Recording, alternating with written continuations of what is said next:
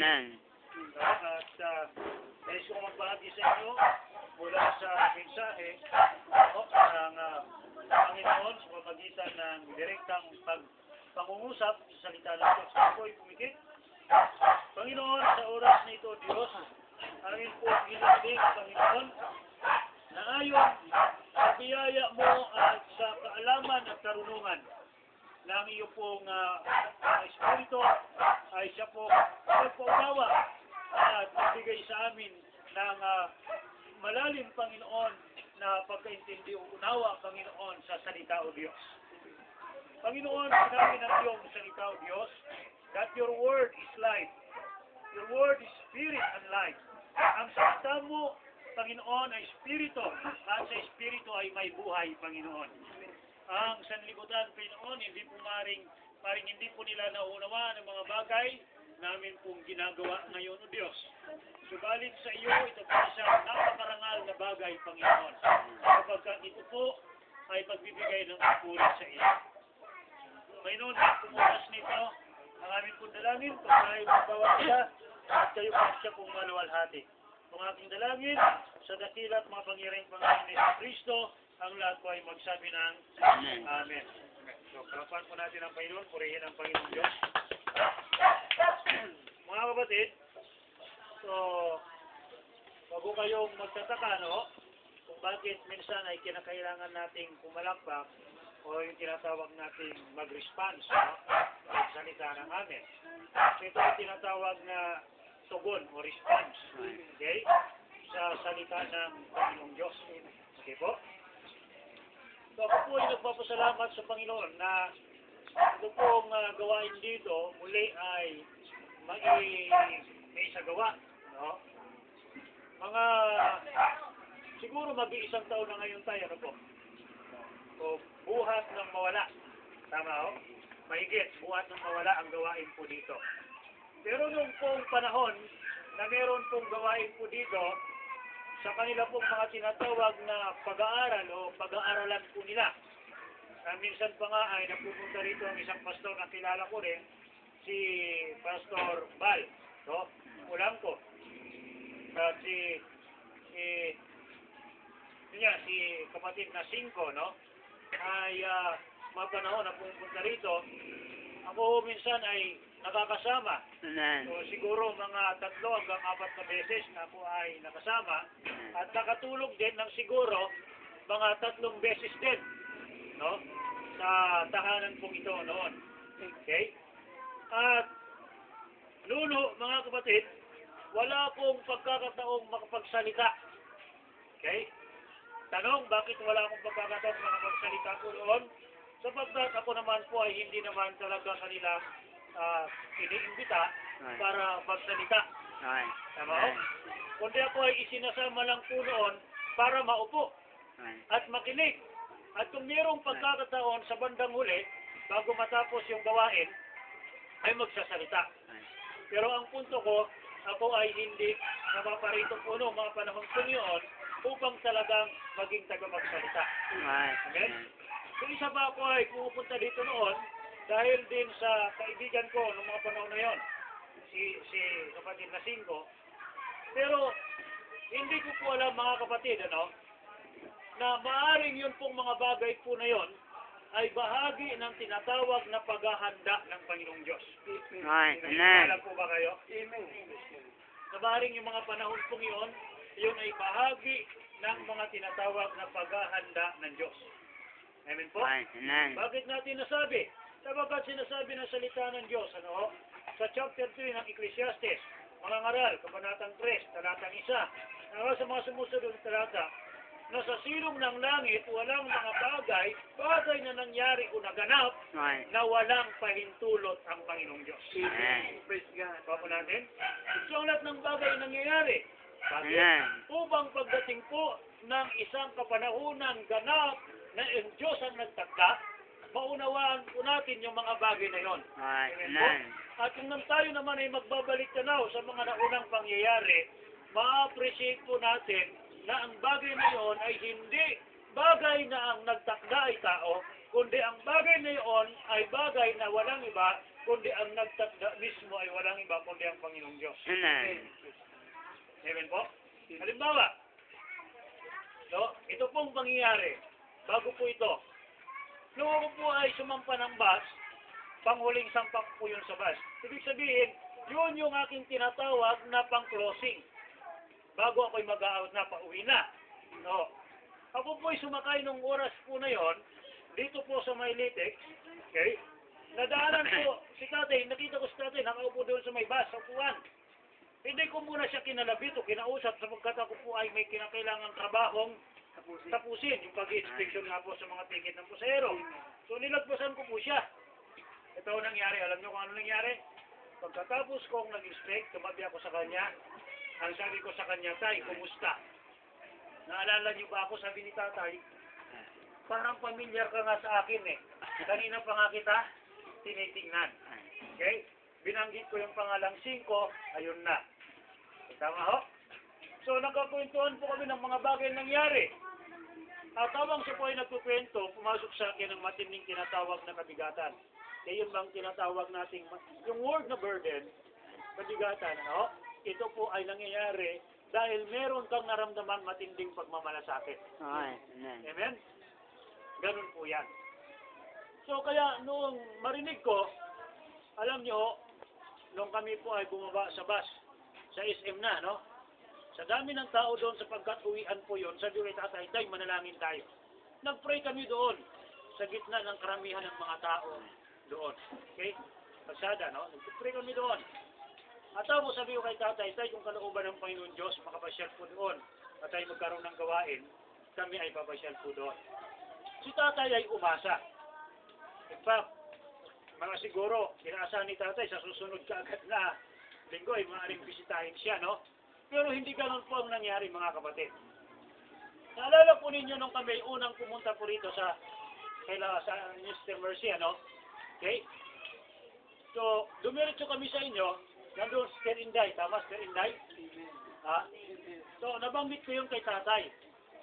No? Hindi ko alam kung anong naging namdamin ni tatay, pero nabanggit ko yun, na tayo ay nagpunta doon at nagkaroon ng pagbabagi, Bible study.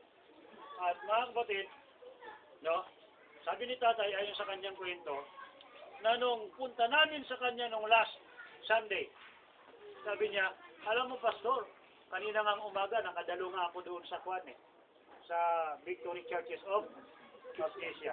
Okay? At gusto nila akong kunin na kanilang maging worker, church worker. Ha? So, tingnan mo, ngayon nandito kayo, pastor. Naku, anong ibig kong sabihin? Kuha nyo, ito po ang bagay na gusto kong sabihin po sa inyo. Ano? Yung inaasahan ni tatay na pupunta kami ng mas maaga kaysa doon sa pagpunta namin na nakaraan. Amen po? Tanong, kung kami nagpunta sa inaasahan ni tatay na pagpunta ng mas maaga, okay? Sa tingin po ninyo, makikita pa ba niya yung tinatawag na grasya ng biyaya ng Diyos sa likod ng pagkakadelay? Mga kapatid, hindi na. Bakit? Sapagkat wala ng pagkakataong nakita niya sapagkat yung kanyang inasahan natupad. Nangyari sa mas maagang panahon. Tama? Ang punto ay ganito. Ha? Kung ikaw ay malapit na sa tinatawag natin, you are at the end of your rope. Nasa dulo ka ng PC mo. Diba? At kinakailangan mo nang magpasya, dahil malapit ka na sa dulo ng PC yun. No, whether i-accept mo yung bagay na ino-offer sa iyo hindi, still mag-claim sa promises ng Diyos, ano pipiliin mo. Diba?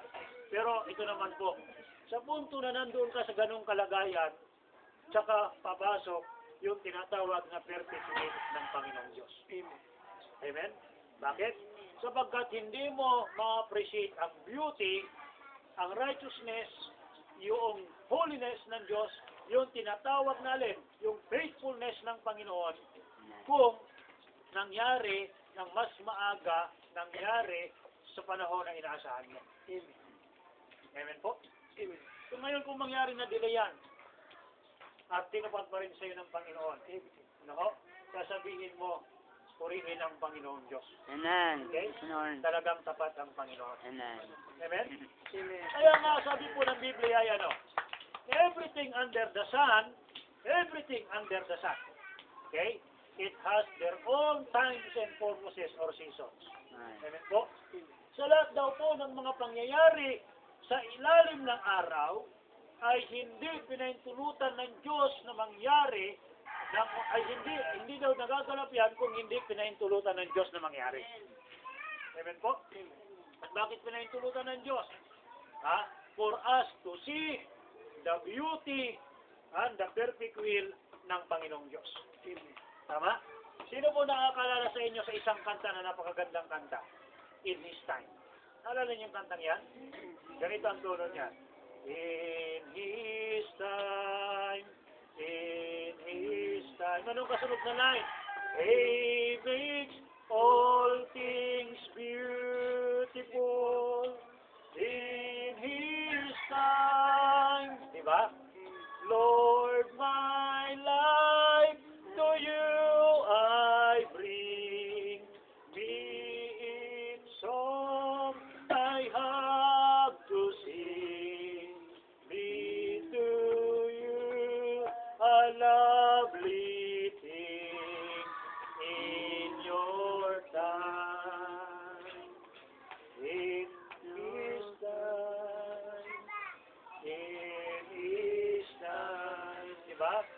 He makes all things. Ano raw po? Isigaw nyo, ano raw? Beautiful. Ha? Lahat ng bagay. Sa kanyang insaktong kapanahunan, He makes all things beautiful. Yeah. Amen po? Ngayon, kung titingnan natin ang pangyayari na gaganap na nasa natin, mga kapatid, pwedeng sabihin natin ang lahat ng bagay seems to be bleak and dark. Diba? Yung bang parang ang dilim at wala kang makitang liwanag. Diba ho? Bakit? Kasi pagka tumingin ka sa kanan mo, pagka tumingin ka sa kaliwa mo, wala kang ibang nakikita kundi problema. Tama? Halimbawa ako ho, isang pamilyadong tao, mayroong 4 na anak. Amen? Kung titinan ko ang aking sahod, mga kapatid, Diyos ko po, kulang na kulang pa. Nakaka-relate ba? Nakaka-relate. Ang ibig ko sabihin, nakukuha niyo ba yung punto, yung damdamin ng isang magulang, ng isang tatay o di kaya ng isang nanay, amen ho, na araw-araw humaharap sa tinatawag na daily challenges. Sa araw-araw na hamon ng buhay. Amen? Diba? Pag-ising ng nanay sa umaga, anong nasa isip? Ano ang ihahanda? Pabaon ng kanyang asawa kung nagtatrabaho, kakainin. Amen po? Ano babauhin ng anak? Diba? Dumating na ang tanghali, yun pa rin ang laman ng kanyang isipan. Anong iluluto sa tanghali? Dumating na ang gabi, parating na si mister, yun pa rin ang kanyang nasa utak. Tanong, magkano budget? 200 piso maghapon. Diyos ko po. 200 piso maghapon. Kaya sa isang tao lang, mga kapatid, halos sapat lang po yun. Kakain ako ng umaga, mag-breakfast ako, pinakamababa, 55, 60. Diba? Kakain ako sa tanghali, kung mga kadalawang kanin ako, mga isang soft drinks, sa ulam, 60. Ganon din sa gabi. Diba? Paano kung pagkakasya ng 200 piso? Kuha niyo ang punto. I am now talking about in reality and practicality of life. Yes. Nakuha po ninyo? Minsan, ang nakakalimutan po nating marinig sa mga manggagawa at mga preacher o mga ngaral ng Panginoon ito. No? They tend to become more religious in sounds. Diba? Eh bakit si pastor nangangaral ng ganyan? Bakit hindi siya nagbubuklak ng Bible? Alam niyo ho, the best message that you can ever hear is the message that is relevant to your everyday life. Yes. Yun po yun. Amen po? Yun eh. Wala akong pakialam kung ano nakalagay po dyan. Bawal mo ng mensahe dyan ay noon pang 1 taon, kaya pag 10 taong nakalipas, paano ako mag-bless ng mensahe yan? Nakuha niyo punto ko? Ang kailangan ko, something that will uplift my spirit, something that will boost my energy, something that will help me focus my eyes and understanding in the Lord Jesus Christ. Kasi yun ang kailangan ko. Amen? Kung araw-araw akong titingin sa problema ko, ano mangyari sa akin, babagsak ako. Kuha po ninyo? O kaya masisiraan ako ng ulo. Kuha po ninyo? Pero kung ang maririnig kong mensahe ay bagay na makakapagpalakas ng aking espiritu, bagay na makakatulong sa akin upang aking lalong ituon ang aking panangin sa pinanggagalingan ng pananampalataya, lalakas ako. Amen. Sisigla ako. Amen? Amen. Hindi ko kailangang marinig ang salitang ganito. Okay?